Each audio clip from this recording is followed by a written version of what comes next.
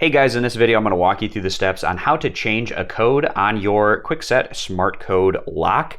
And this is going to be a little bit different of a process depending on what type of lock model that you have, or if you have a master code or not. So I'll try to point out those differences throughout this process. So we're going to be deleting a current code and then adding a new code. The first thing we need to do is take off this back cover. So there's a screw right here as well as on the other side, removing those with a little Phillips head screwdriver.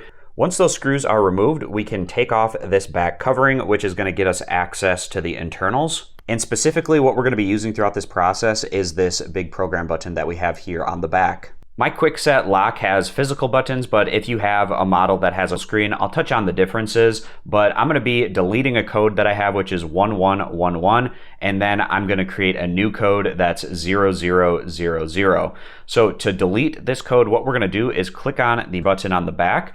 And if you have a digital screen readout, you need to click the check mark. But since I don't have that check mark, I don't have to do that part of this step. But after doing that, then we're going to click the lock. And if you have a master code at this point, you'd enter that and click lock, but I don't have a master code. So I'm just going to start entering in the code I want to delete, click lock, enter in that code I want to delete again, click lock. And I can see that that has been successful because I got that sound indicating that that code is now deleted.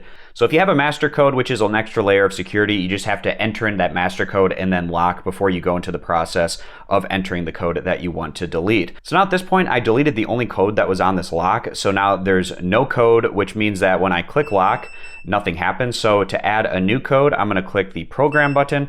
If you have the digital screen readout, you click the check mark. Otherwise, we're going to head right in to adding the new code, clicking lock.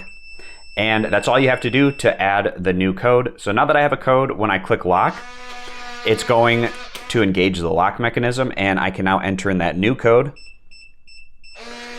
And it's going to disengage the lock and allow me to enter after putting in that new code. So this is the process on how you delete an old code, add a new code. And I hope it was helpful, whether you have a model like mine that just has physical buttons, whether you have one that has the digital screen readout where you also have to click the check mark during this process, or if you have that extra layer of the master code when you're adding in a new code option, you would click the program button, enter in that master code, click lock, then enter in the new code, click lock again, and you should be good to go at that point in time. So I hope this quick tutorial is helpful, and I appreciate you guys stopping by. Consider subscribing for more content in the future.